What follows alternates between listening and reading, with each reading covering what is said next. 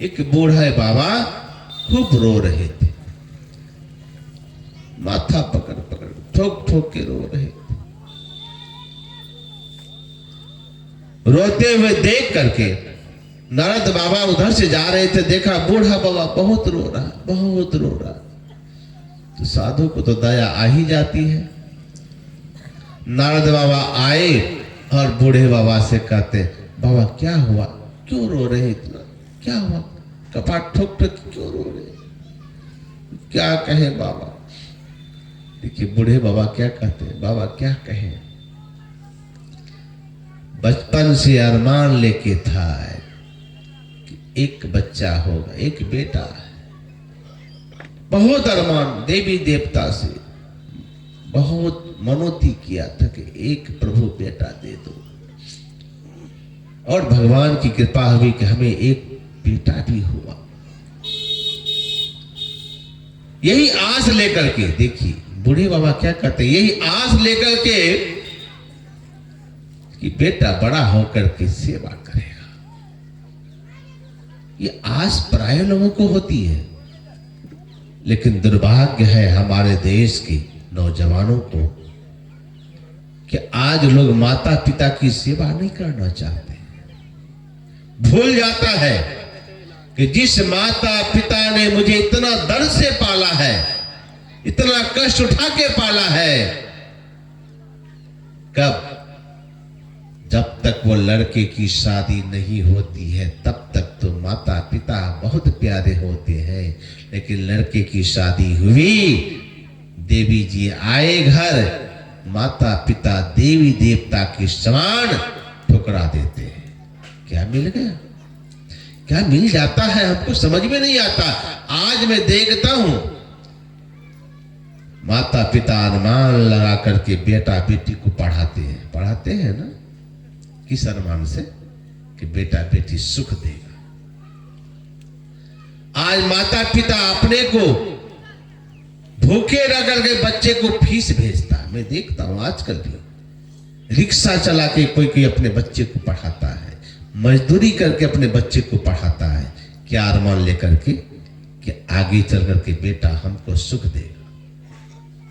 लेकिन आजकल के नालायक बाल बच्चे क्या करते हैं, माता पिता पढ़ा लिखा करके संतान को बड़ा बनाया, लेकिन यह नालायक बेटे कुत्ता रखने की जगह है घर में, बड़ा बड़ा ऑफिसर बन जाता है, घर में कुत्ता रखने की जगह है, लेकिन माता पिता को रखने का जगह नहीं। एक मां बच्चे को जन्म दिया हॉस्पिटल में जब जन्म दिया बच्चे को, तो बच्चे को जन्म जैसे दिया, डॉक्टर ने कहा देखो बच्चे तो तुम्हारे सब तरह से ठीक है, लेकिन बच्चे की एक आंख नहीं है, बच्चा तुम्हारा एक आंख का काना होगा, क्योंकि इसकी एक आंख बिल्कुल खराब है। माता को जब यह पता चला कि मेरे बच्चे जो है जन्म लिए हैं उसका एक आंख नहीं है, तो उन्होंने डॉक्टर से हाथ जोड़ के कहा, डॉक्टर साहब एक ही बेटा है, वह भी अंधा काना बन करके रहेगा, बड़े होने के बाद मेरे बेटे को सब कोई ताना मारेंगे, काना काना कह करके पुकारेंगे, इसलिए डॉक्टर साहब एक काम कीजिए, मेरी आंख को निकाल करके बच्चे की आंख में लगा दीजिए। माता ने डॉक्टर से कहा कि मेरा आंख निकाल के बच्चे की आंख में लगा दीजिए। कहा अभी तो नहीं, और थोड़ा बड़ा होने दो, फिर थोड़ा बड़ा होगा बच्चे को लेके आना, तुम्हारा आंख बच्चे की आंख में निकाल के लगा दूंगा। आगे चल करके थोड़ा सा बड़ा हुआ तो बच्चे की आंख में मां ने अपना आंख निकाल करके लगवा दिया, बच्चे के दोनों आंख ठीक हो गए, लेकिन मां कानी हो गई। भीख मांग मांग करके मेहनत करके इसके घर चौका बर्तन, उसके घर चौका बर्तन कर करके किसी तरह से बच्चे को पढ़ा लिखा करके बेटे को डॉक्टर बना दिया। क्या बना दिया? डॉक्टर। अब देखिए, बेटे को डॉक्टर बनाया, इतना बड़ा डॉक्टर। और संजोग की बात, जब वह मां अपने बेटे डॉक्टर से मिलने के लिए जाने लगा तो बेटा ने क्या कहा, मां तुम हमारे यहां मत आया करो। क्यों? कि तुमको देख करके कहेंगे कि इसकी मां कानी है, या कानी मां का बेटा है। किसका बेटा है? कानी मां का बेटा है। मां जब भी जाता मिलने के लिए बेटा से, मां को बेटे की ममता रह नहीं पाती बेचारी। बेटा तो शहर में रह रहा, डॉक्टर आलीशान मकान बना लिया। कुत्ते पालने की जगह थे, लेकिन एक मां को पालने का जगह नहीं। और बार बार जब आते बेटा से मिलने के लिए, पत्नी फटकारती, इस बुढ़िया आती है, शगुन खराब हो जाएगा मेरे हॉस्पिटल का, इस काली बुढ़िया को कहो जाने के लिए। बार बार जब आ जाती तो मां अपमान सह सह करके लौट आती, और आकर के गांव में रहने वाली वह बूढ़ी मां वहीं किसी तरह भीख मांग मांग के जीवन बिताने लगी।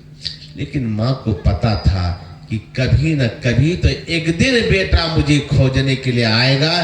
कहा अब मैं कभी इसके दरबार पर नहीं आऊंगी, बेटे के पास नहीं आऊंगी। घर में भीख मांग करके खाती रही, जीवन बिताती रही। लेकिन देखी कि अब मैं बचने वाली नहीं हूं, तो मां ने एक पत्र लिखा, चिट्ठी लिखा। और चिट्ठी लिख करके घर पे जो चारपाई में सोया करती थी उसी पर वह चिट्ठी लिख करके रख दिया, और बूढ़ी घर में ताला बंद करके पड़ोस वाले को दे दिया। कहा देखो मैं जा रही हूं, कहीं ना कहीं जीवन बिता लूंगी, लेकिन मेरा बेटा कभी ना कभी अगर आएगा, इस संपत्ति का मालिक मेरा बेटा डॉक्टर है, इस चाबी उसको पकड़ा दे। मां कहां चली गई पता नहीं। बरसों बाद बेटे को हुआ, मां तो नहीं आई, लेकिन जाके देखना चाहिए तो मां कैसी स्थिति में है। जब आए गांव तो गांव वाले ने कहा अरे एक यहां कानी बुढ़िया रहती थी। कहां कानी बुढ़िया रहती थी, लेकिन संजोग की बात वे यहां से ताला बंद करके चाबी दे के मुझे गई, लेकिन पता चला कुछ देर के बाद वो कानी बुढ़िया एक्सीडेंट कर गई, दुनिया से चल बसी। लेकिन बेटा जाते समय उन्होंने इस घर का चाबी मुझे दे के गया है।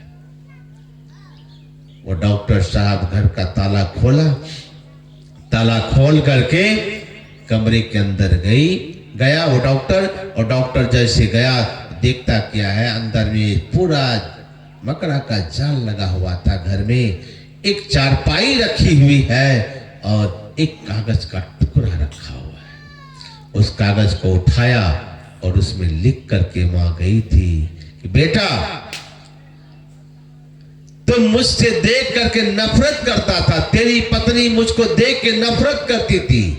जब मैं जाती थी तो तुम दोनों पति पत्नी कहते थे कानी बुढ़िया तुम हमारे घर मत आया करो, लोग मुझे ताना मारेंगे, इसकी मां कानी है, कानी बुढ़िया की बेटा है। तो तुम मुझे देख करके ताना मारे।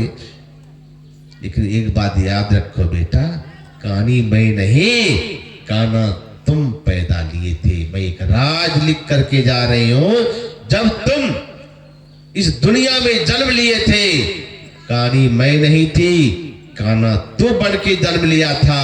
लेकिन बेटा तुझको दुनिया वाले काना ना कहे। मैंने डॉक्टर से कहा डॉक्टर साहब मेरे बेटे के लोग ताना मारेंगे, यह काना है, काना है। इसीलिए मैंने डॉक्टर से कह करके मैंने अपना एक आंख निकाल करके तुझको लगा के दिया। और आज तुम इतना बड़ा डॉक्टर बन गया, सारी दुनिया को देख रहा है, और तुम अपनी आंखों से नहीं बेटा, जिन आंखों से देख रहा है वो आंख मेरा ही है। लेकिन मैं जब भी जाती तुम मुझे ताना मारता था, इसलिए बेटे अब मैं दुनिया से इस घर को छोड़ के जा रही हूं, कहीं भी जीवन गुजार लूंगी, यह तुम्हारा संपत्ति है, तुम ले लेना। तब उस बेटे को होश आया, अरे जिस माँ को मैं कानी बुढ़िया कह करके पुकारता था, कानी बूढ़ी कह करके अपमान करता था, और वह हमारी माँ ऐसी जो अपना आंख निकाल करके हमको दिया, और उसी माँ की आंखों से मैं आज इतना बड़ा डॉक्टर बन गया। इतने बेटे नालायक होते हैं दुनिया में, क्या मिल जाता है। अरमान से लोग बेटे को पालते हैं, मैं देखता हूं आजकल बड़े बड़े शहर में घर बना के रहते हैं, लेकिन माँ बाप को रखने की जगह नहीं, माँ बाप की सेवा नहीं। नारद बाबा ने पूछा कि क्या कारण है बाबा, इतना आप रो क्यों रहे, क्यों रो रहे? कहा बाबा क्या कहें, बड़ी अरमान से बेटे को पाला, पढ़ाया, लिखाया, बड़ा किया कि बेटा जब बुढ़ापे में सुख देगा, लेकिन जिधर से आता है उधर से लात जूते से ही बात करता है, जिधर से भी आता है लात जूते से ही मेरा बेटा बात करता है। अभी अभी 25 जूता मार के गया है, इसलिए रो रहा हूं बाबा, इतना बड़ा अरमान, और बेटा जिधर से आया अभी भी 25 जूता मार के गया, इसलिए रो रहा हूं। नारद बाबा ने कहा, बाबा किस मोह माया में पड़े हो, कौन बाप किसका, कौन किसका बेटा है, छोड़ो, चलो हम तुमको भगवान के धाम ले चलते हैं, चलो बैकुंठ वहीं रहना। जब नारद बाबा ने कहा कौन किसका बेटा, कौन किसका बाप है, दुनिया के मोह में क्या पड़े हो, चलो हम तुमको बैकुंठ ले चलते हैं बाबा। जब बराबर तुमको बेटा पीड़ता है, अभी भी 25 जूता मार के गया है, तो कितना बेटा का मार सहोगे, चलो हम तुमको बैकुंठ पहुंचा देते हैं, वही ना। बहुत जोर से बिगड़ा बूढ़ा नारद बाबा पे, कहे बाबा जी तुमको हम पंच बुलाने के लिए गए थे, तुमको हम पंच बुलाने गए थे कि हमारा बाप बेटे के बीच में फैसला कर दो। अरे हमारा बेटा है, हमको पीड़ता तो तुमको काहे को दर्द होता है। नारद बाबा हाथ जोड़ लिए, धन है प्रभु आपकी माया, जूता खा के भी प्रभु इसका मोह नहीं टूटता है। हमारा बेटा है, हमको मारता है, तुम्हारा क्या जाता है। ये क्या है, यही है मोह। मोह सकल व्याधिन कर मोरा, ये मोह अज्ञानता की जड़। कैसे